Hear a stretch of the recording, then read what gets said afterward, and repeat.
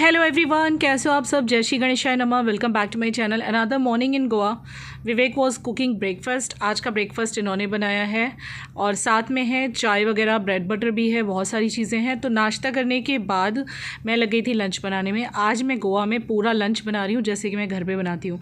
जी हाँ, भिंडी बन रही है, भिंडी 2 प्याज़ा, साथ में प्याज टमाटर वाली दाल यानी कि दाल फ्राई टाइप, और चावल और रोटियाँ आपको पता है यहाँ पे हैं ही, वो जो तैयार मिलती हैं।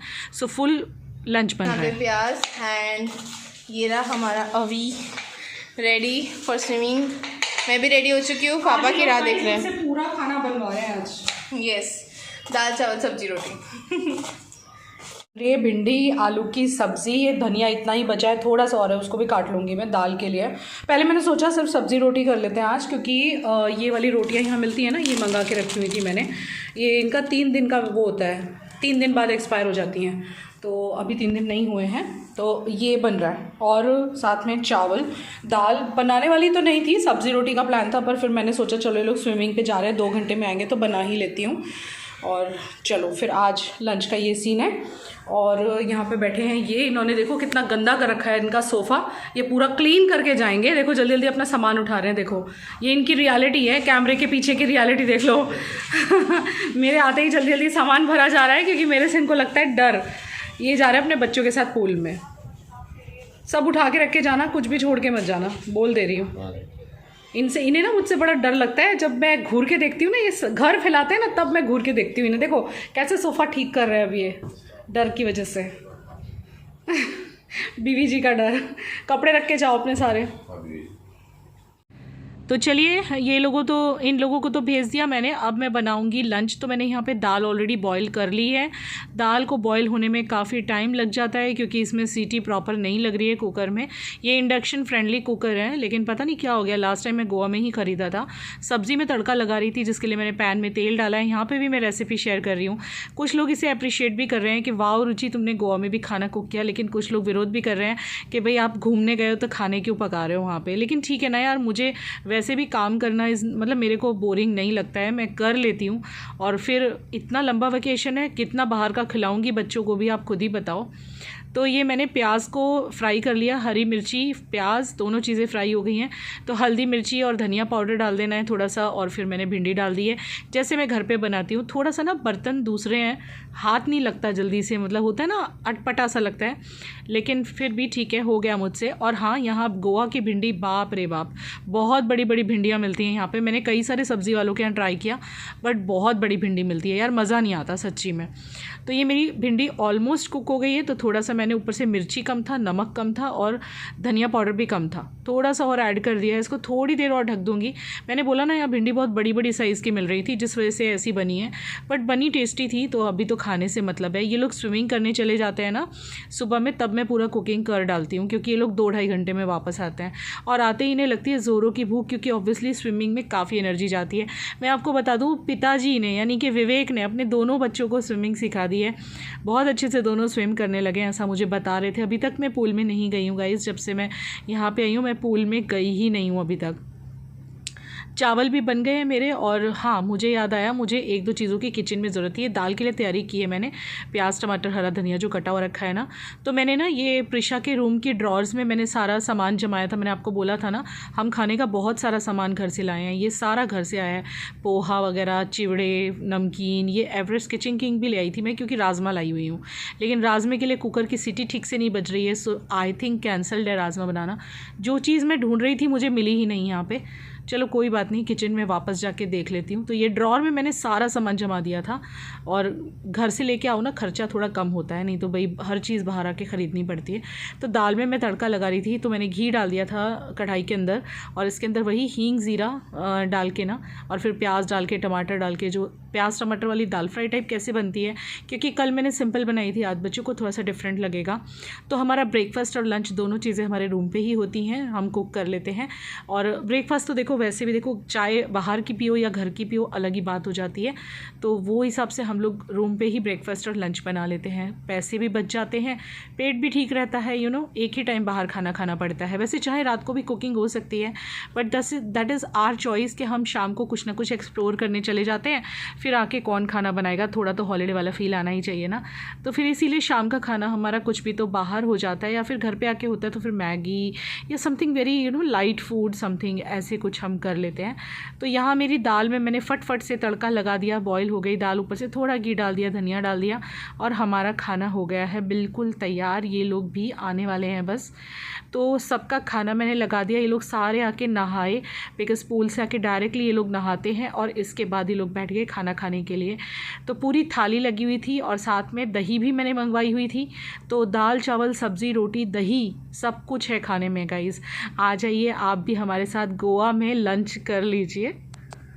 Evening everyone. तो जैसे आपने देखा, आज मैंने लंच में बनाया था भिंडी और दाल चावल रोटी, मैंगो था, दही था, पूरा पैकेज था, मतलब फुल फ्लैश पूरा लंच था। वो खा के हम लोग आराम किए, थोड़ा सा आराम, सोए तो नहीं पर ऐसे ही कुछ ना कुछ बातें करते रहे, थोड़ा सा टाइम स्पेंड करते रहे। And now it's 5:15 and now we are leaving for somewhere, मतलब हमें भी नहीं पता, बस निकल रहे हैं, फटाफट रेडी हो गए हैं। सोने का मन तो था लेकिन सो के फिर पूरी शाम चली जाती है।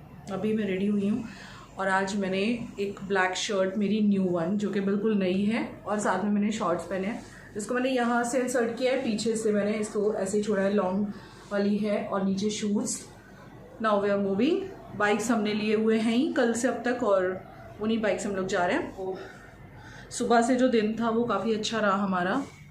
यहाँ पे ना लाइट बिल्कुल नहीं आती, बाहर की लाइट अगर चाहिए तो विंडो ही ओपन करके बात करनी पड़ती है। आज हम लोगों ने कपड़े भी धोए थे, देखो आप, क्या आपको बाहर दिखाती हूँ, कपड़े भी धुले थे आज, काफ़ी सारे कपड़े धोते, सबने अपने अपने धो दिए थे। मतलब ये लोग पूल जाते हैं ना रोज़, मैं तो नहीं जाती पर ये लोग जाते हैं रोज़ पूल, तो सबने अपने अपने कपड़े वॉश कर दिए थे, मैंने भी धो दिए थे।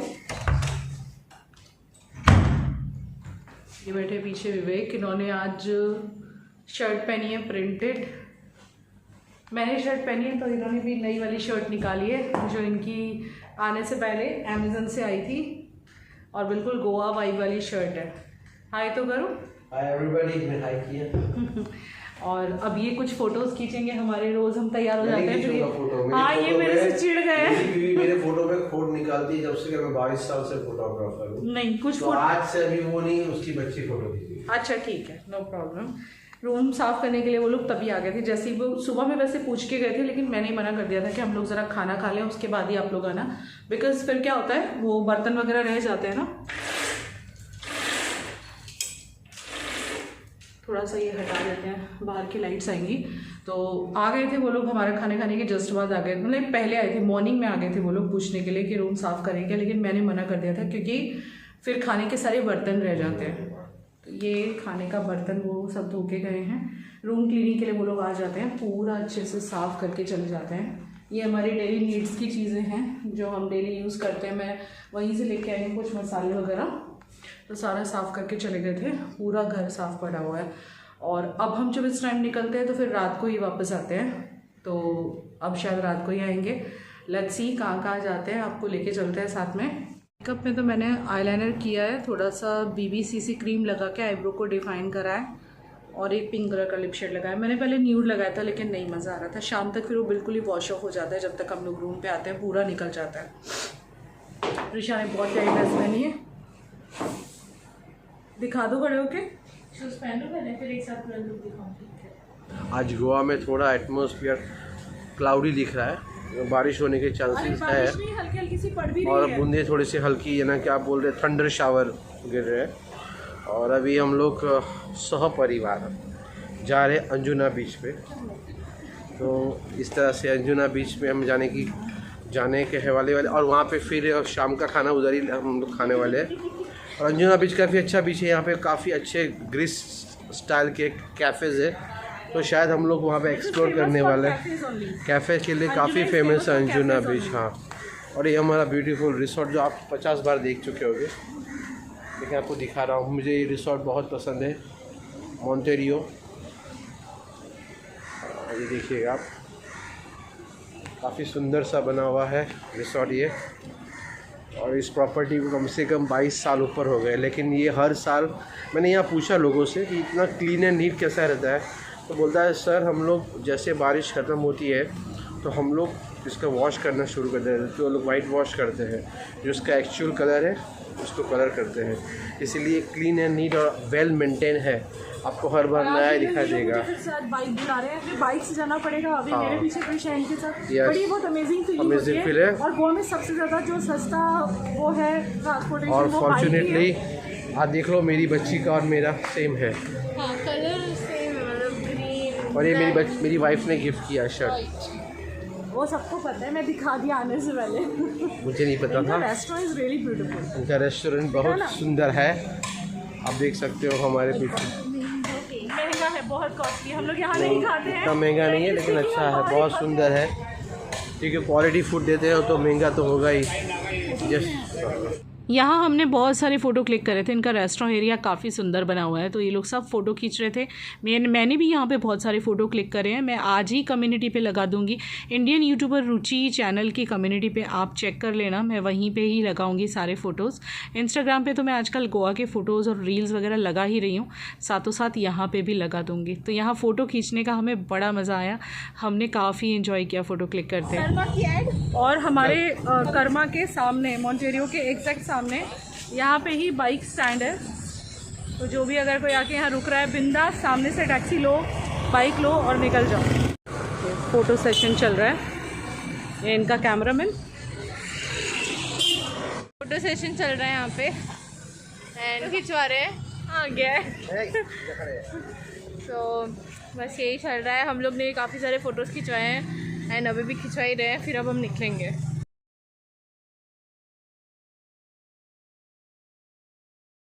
यहाँ पे टिप टिप बारिश हो रही है, इससे बाइक गंदी हो चुकी है, पापा साफ़ कर रहे हैं। नहीं वो पापा की है, ये मम्मा की है, नहीं ये मम्मा की है। ये मैं आपको दिखाती हूँ, मम्मी हेलमेट में कितनी कॉमेडी लगती है। This is most irritating part of Goa, seriously guys. Bike निकाल रही है,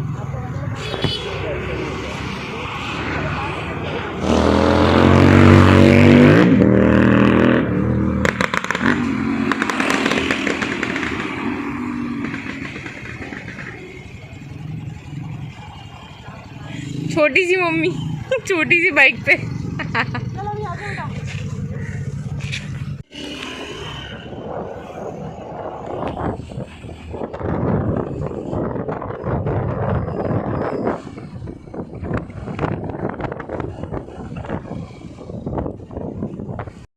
बागा एरिया से हम लोग अंजुना जा रहे थे। बागा से Anjuna it is approximate again 6.7 something kilometre, I think if I am not wrong, confirm करना पड़ेगा, मैं भी भूल गई वॉइस ओवर के टाइम पे। यहाँ से हम लोग निकले थे बाइक्स पे, दो हमने एक्टिवा के, क्या है ये मॉडल तो मुझे भी नहीं पता, मतलब बस ये बाइक ले ली हुई थी हमने रेंट पे। आप लोग जानना चाहते हो कि रेंट कितना रहता है, तो रेंट पर डे का रहता है समथिंग 300 से 400 के बीच में, कभी कभी सीज़न होता है तो और भी हाई होता है रेट इनका, और पर डे के हिसाब से मिलता है, यानी दो अगर हमने बाइक्स ली हैं तो हमारा हो गया अगर 300 के हिसाब से लगाएं तो 600 और 400 के हिसाब से लगाएं तो 800 पर डे। लेकिन फिर भी कैब से फिर भी सस्ता है, कैब बहुत ज़्यादा महंगी पड़ती है यहाँ पे। तो नेक्स्ट टाइम अब जब भी मैं गोवा आऊँगी तो हमेशा अपनी गाड़ी लेके ही जाऊँगी। विवेक ने मुझे यहाँ बहुत डांटा है। और यहाँ के घर दिखा रही थी मैं आपको, मैं अभी पीछे शूट करा था, बेयर कर लीजिएगा, इसका हाथ बहुत हिलता है तो इसी वजह से। तो मैं इसको कह रही थी बेटा यहाँ भी शूट कर, क्योंकि यहाँ के लोकेशंस ही इतने अच्छे होते हैं। कुछ लोग ऐसे भी कह रहे हैं मेरे हॉलीडे पे कि इतनी गर्मी में आप गोवा कैसे चले गए, तो आप ही बताओ इतनी गर्मी में कहाँ जाएं। गोवा तो फिर भी कोस्टल एरिया है तो थोड़ा सा सूदिंग लगता है, बाकी सब जगह पे जाएंगे तो बहुत गर्मी रहता है। यहाँ की गलियाँ, यहाँ के ये कोकोनट ट्रीज़, ये बहुत ही ठंडा सा फील देते हैं। आप एक बार ट्राई तो कीजिए गोवा जाके, आपको बहुत मज़ा आने वाला है। आज हम बड़े ही मूड में निकले थे, बहुत ही मूड में हम घर से निकले हुए थे, बड़ा मन था कि एंजॉय करेंगे दुनिया भर का। ये पतली पतली सी गलियाँ अंजुना एरिया की हैं, जहाँ पे बड़े प्यारे प्यारे से घर भी बने हुए हैं, और अंजुना में ऐसे ही पतली पतली गलियाँ हैं। और अंजुना की एक ख़ास बात बताती हूँ कि यहाँ आपको बेस्ट कैफ़ेज़ मिल जाएंगे नॉर्थ गोवा के। और जो जैसे कि मैंने आपको बताया था कलंगुट बागा काफ़ी क्राउडेड है, ऐसा नहीं है कि यहाँ पे अच्छे बीच नहीं हैं, कुछ बीचेज़ अच्छे हैं जिसमें से Anjuna is one of them, इसलिए आज मैं यहाँ बीच पे जा रही हूँ। तो काफ़ी खूबसूरत सा रास्ता है, वो क्रॉस करके हम लोग पहुँचने वाले हैं बीच पे। थोड़ी देर बीच पे एंजॉय करेंगे और फिर किसी बढ़िया से कैफ़े में जाएंगे। आज हमारा विचार है शायद पर्पल मार्टिनी जाने का। Purple Martini one of the best cafe in Anjuna, आपने भी नाम सुना होगा, गूगल कर सकते हो पर्पल मार्टिनी। तो हम लोग पहले तो चले गए थे बीच एरिया पे, तो यहाँ से एक रास्ता जा रहा था बीच की तरफ, यहाँ हमने अपना बाइक पार्क किया and then we moved to the beach area. बहुत मज़ा आया, बहुत सारे फ़ोटो क्लिक किए, शायद आपने फ़ोटो देखे भी होंगे, नहीं देखे तो मैं आज ही कम्युनिटी पे लगा दूँगी, आप चेक कर लेना, ठीक है। तो ये बीच मुझे मतलब आप खुद ही देख लो, कलंगुट बागा से थोड़ा अलग है। बागा एरिया में जब मैं गई थी आपने देखा था कितना ज़्यादा क्राउडेड बीच है। ये थोड़ा सा साइलेंट टाइप ऑफ बीच लगा, मतलब बिल्कुल साइलेंट तो नहीं है बट हाँ कह सकते हैं कि यहाँ के आप एंजॉय कर सकते हो, अच्छे अच्छे फ़ोटो क्लिक कर सकते हो। काफ़ी रिच सा एरिया लोकेशन सा मुझे लग रहा था, बहुत खूबसूरत लगा। यहाँ हमने स्पेंड किया लगभग 1 घंटा जैसा स्पेंड किया होगा। बहुत अच्छा लग रहा था यहाँ बैठ के, ठंडी ठंडी हवा। और जैसे कि लोग कहते हैं ना गोवा में गर्मी इतनी पड़ती है, तो मैं आपको बता दूँ मई के लास्ट वीक में ज़्यादा गर्मी है। बाकी अगर आप मई के स्टार्टिंग में आए तो इतनी गर्मी नहीं लगेगी, ऐसा यहाँ के लोगों का कहना है कि अगर आना हो तो मई के स्टार्टिंग में आ जाइए। लास्ट में बारिश आने वाली हो जाती है ना तो गर्मी ज़्यादा हो जाती है। बस हम लोग बैठ गए थे थोड़ी देर के लिए, बैठ के हमने खूब सारी बातें की और जब 1 घंटा हमारा यहाँ पे हो गया ना तो फिर हमने सोचा चलो let's move to some cafe. तो पर्पल मार्टिनी जाने का ही प्लान था, यहाँ से थोड़ी सी दूरी पे है क्योंकि पर्पल मार्टिनी अंजुना एरिया में ही है। और इतनी पतली पतली गलियाँ हैं ना गाइस अंजुना एरिया में, मैं आपको क्या ही बोलूँ, जाते हुए बड़ा मज़ा आता है। So finally we were in Purple Martini, हम लोग पर्पल मार्टिनी पहुँच चुके हैं। ये उसके एंट्रेंस है। तो एक तो आप सामने वाला एरिया देख रहे हो पर्पल मार्टिनी जहाँ लिखा है वहाँ लोग बैठे हुए हैं, ये मेन एरिया है, लेकिन यहाँ ये फुल था। फिर इनका सेकंड एरिया दूसरा भी है, तो यहाँ फुल था इसलिए इन्होंने हमें सेकंड एरिया पे भेजा, तो ये सेकंड एरिया है उसका। तो यहाँ पे भी ज़्यादा बहुत ही अच्छा सा मतलब क्या बोलें व्यू था, बिल्कुल समंदर के बाजू में बैठ के कुछ खाने पीने का मज़ा ही अलग होता है गाइस। तो ऐसा ही कुछ मज़ा पर्पल मार्टिनी में मिलता है। सामने आप देख रहे हो वो पर्पल मार्टिनी का फर्स्ट एरिया है और ये हम सेकेंड एरिया पर बैठे हुए हैं। इसके ऊपर भी है, मतलब जहाँ हम बैठे हैं इसके ऊपर एक और फ्लोर है, वहाँ पे भी बैठने का सिस्टम है। तो ये काफ़ी बड़ा बना हुआ है और यहाँ के आपने जितने भी कैफ़े सुने होंगे उसमें से एक नाम ये ज़रूर सुना होगा। यहाँ पे आप डिफरेंट कॉकटेल, मॉकटेल, बहुत सारी चीज़ें एंजॉय कर सकते हो। और आप अभी को देख रहे हो बिल्कुल चुपचाप बैठा हुआ है। तो मैं आपको बता दूँ जैसे ही हम यहाँ आए थे इतने मूड में आए थे, हमने सोचा नहीं था कि शाम इस तरह से ख़राब हो जाएगी, लेकिन कोई बात नहीं, उसमें मेरे बच्चे की कोई गलती नहीं है, ऐसा हो गया तो उसमें वो भी क्या कर सकता है। तो यहाँ तक तो हम एंजॉय कर रहे थे, मैंने काफ़ी सारा शूट भी किया क्योंकि यहाँ की एक अलग ही फ़ील आ रहा था। बिल्कुल हम सी के बाजू में थे, समंदर के बाजू में, बहुत अच्छा व्यू है यहाँ से। पर्पल मार्टिनी अगर आप आ रहे हो ना नॉर्थ गोवा तो एक बार चाहो तो विज़िट कर सकते हो। नो डाउट ये थोड़ा सा कॉस्टली है, यहाँ पे एक कॉकटेल मॉकटेल की कॉस्टिंग ही 900 अप्रॉक्स स्टार्ट हो रही थी, लेकिन फिर भी एक बार तो आया ही जा सकता है। अच्छा मैं आपको बताती हूँ अभी चुपचाप क्यों बैठा हुआ है। अभी यहाँ पे आया ना, बस उसके 10-15 मिनट बाद ही उसके पेट में दर्द शुरू हो गया था, लेकिन तब तक हमने ऑर्डर प्लेस कर दिया था, इसलिए चुप बैठा हुआ है। पहले तो मैंने इससे मुझे लगा कि चलो थोड़ा सा बैठेगा ठीक हो जाएगा, लेकिन फिर जब ठीक नहीं हुआ तो धीरे धीरे मेरा भी मूड ऑफ होता चला गया। अब हमने ऑर्डर प्लेस कर दिया था इसलिए बैठना तो पड़ता ही, लेकिन फिर भी मैं उसको वॉशरूम लेके गई कि शायद उसको थोड़ा ठीक महसूस हो, लेकिन उसको थोड़ा बहुत पेट में दर्द हो ही रहा था। थोड़ा कम हो रहा था ना स्टार्टिंग में उसे पेन, तो हम बैठे रहे, हमने कहा चलो देखते हैं लेट्स सी। फिर जैसे ही हमारे जो भी ये ड्रिंक्स वगैरह हमने मंगवाए थे और साथ में कुछ बर्गर्स वगैरह ऑर्डर किए थे बच्चों ने, तो जैसे ही प्रिशा ने, अभी ने कुछ भी नहीं खाया, बाकी अभी यहाँ आने के लिए इतना ज़्यादा एक्साइटेड था, इतना ज़्यादा एक्साइटेड था, मेरा भी मूड ऑफ हो गया, विवेक का भी लास्ट में मूड ऑफ हो गया। ऑब्वियसली बच्चे को अच्छा नहीं हो तो मन कहाँ लगता है। तो इस टाइम पर आप देख सकते हो, जब आप देखोगे ना हम सब चुप चुप बैठे हुए थे यहाँ पर, क्योंकि हमें लग रहा था बस जल्दी से प्रिशा खा ले। हमने भी नहीं खाया फिर, और ड्रिंक भी बिल्कुल कम मन से पी लिया था, और फिर हम लोग वहाँ से निकल गए थे क्योंकि अभी को अच्छा नहीं था पेट में, उसे दर्द धीरे धीरे स्लाइटली बढ़ता गया और फाइनली फिर हमें लगा कि हमें बस यहाँ से ना उठ के जाना चाहिए। हम पहुँचे थे लेट इवनिंग, मतलब दिन और रात मिलने जैसा हो रहा था, इसलिए देखिए कलर भी चेंज होता चला जा रहा है। तो बहुत नो डाउट देखिए मेरे बेटे को ऐसा हुआ इसलिए थोड़ा सा मूड ऑफ हमारा था, लेकिन फिर भी मैं आपको अगर ऑनेस्ट रिव्यू दूँ तो बहुत बढ़िया जगह है, आप यहाँ पे जा सकते हो। देखो अभी ने पेट पे हाथ भी रखा हुआ है, कितना शांत बैठा हुआ है। इसको पता नहीं क्यों दर्द हुआ था, काफ़ी दर्द हो गया था। वो होता है, देखिए थोड़ा बाहर का हो गया ना खाना, भले 2 टाइम में बनाती हूँ, 1 टाइम बाहर का हो जाता है ना, कभी कभी बदहज़मी हो जाती है। आप इसको बहुत सीरियस ना लें, नहीं तो लिखने वाले पता नहीं क्या क्या लिखेंगे कि बच्चे की चिंता नहीं है, ऐसा वैसा, ऐसा कुछ नहीं है। हमारा बच्चा है, हमें बहुत प्यारा है, और हमने रूम पे जाते के साथ ही उसको मेडिसिन वगैरह भी दे दी थी और वो ठीक भी हो गया था नेक्स्ट डे मॉर्निंग तक। यानी आप नेक्स्ट व्लॉग देखोगे तो अपने आप समझ जाओगे कि ही इज़ ऑल राइट। लेकिन इस टाइम पे तो टेंशन हो ही गई थी क्योंकि उसको दर्द काफ़ी हो रहा था। और एक उसको फिर लास्ट में जब हम रूम पे पहुँचे ना, बाद में उसको एक वॉमिटिंग भी हुई थी, तो मेडिसिन वगैरह सब नीडेड जो भी था वो दे दिया गया था। बाहर आके कभी कभी छोटे बच्चों को ऐसा हो जाता है, बहुत हार्डली ना लें। तो we are back at room. हम लोग पर्पल मार्टिनी गए थे, वहीं बहुत सारा टाइम इन्जॉय किया हम लोगों ने, खूब अच्छे से बैठे।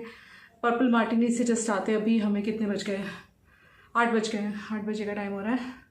खाना बाहर ही खाने वाले थे, लेकिन अभी को ना थोड़ा सा पेट में दर्द जैसा था, क्योंकि कई दिनों से घर से बाहर खाना हो रहा है ना, मतलब यहाँ बाहर का ही खा रहा है ज़्यादा करके। दिन में 1 टाइम मैं बनाती हूँ, 2 टाइम, लेकिन रात के 1 टाइम तो हमारा बाहर ही होता है। तो पता नहीं उसके पेट में दर्द हो रहा था, तो हम लोग तुरंत आ गए यहाँ पे। अब देखो रूम पे कुछ बना के खा लेंगे आज के दिन। आज के दिन के लिए बस इतना ही। अब कल देखो क्या करते हैं,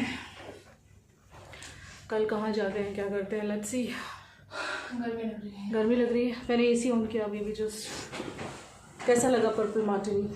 बहुत सुंदर था। इट्स लाइक बहुत लाइक वर्थ है, ऐसा वहाँ का एम्बियंस है। एम्बियंस तो जाने दो, जो लोकेशन है, लोकेशन क्या है सामने। मतलब अभी का पेट खराब था ना, इसलिए हम ज़्यादा तो नहीं खाए, लेकिन हमने ग्रिल्ड चीज़ सैंडविच मंगाया था। It was yum. पकड़ना। It was very yum and bread was wheat का, मतलब तो आटे का ब्रेड था, तो वो भी हेल्दी था and काफ़ी टेस्टी था and overall it was good. गिरा दिया मम्मी झुक गई बच्चों की तरह। नहीं, आप ही पकड़ के रखो। नहीं पकड़ती है। अच्छा, मैं कैसे करती हूँ ब्लॉगिंग फिर इतने टाइम से? 6 साल हो गए ब्लॉगिंग करते। देखो बीच पे भी गए थे थोड़ी देर। अगर नॉर्थ के बीचेस की बात करूँ तो अंजुना बीच वर्थ गोइंग, क्योंकि बागा और कलंगुट पे जो क्राउड है ना वो आपको पसंद नहीं आएगा, और वहाँ का एटमॉस्फेयर भी अच्छा नहीं है इतना। अंजुना का थोड़ा हाई लेवल एटमॉस्फेयर है और क्राउड भी बहुत क्रीम क्राउड लगा मुझे वहाँ का। मतलब अगर बीच अच्छा वाला बीच आपको जाना है ना नॉर्थ गोवा में, तो Anjuna is one of them. थोड़ा शांत है अंजुना, लाइक बागा और कलंगुट पे लोग ही होते हैं, इसलिए हम लोग कम जा रहे हैं। बाकी हम बागा और कलंगुट के पास ही बैठे हुए हैं। एंड अंजुना इज लाइक काफी शांत था, बहुत कम लोग थे। और भी आपको शांत चाहिए तो अरम्बोल, कैंडोलिम, देन बेनोलिम। नहीं, नॉर्थ बता रही हूँ, नॉर्थ में अरम्बोल, कैंडोलिम, ये 2 बीचेस हैं जो कि आपको अंजुना जैसे थोड़ा शांत, वो सब साउथ में है। ये लोग चलिए आज के लिए इतना ही गाइस, बस अब हम लोग बैठेंगे, बातें करेंगे, टाइम स्पेंड करेंगे ऑल टुगेदर, और अभी को मेडिसिन भी देनी है। Love you, bye.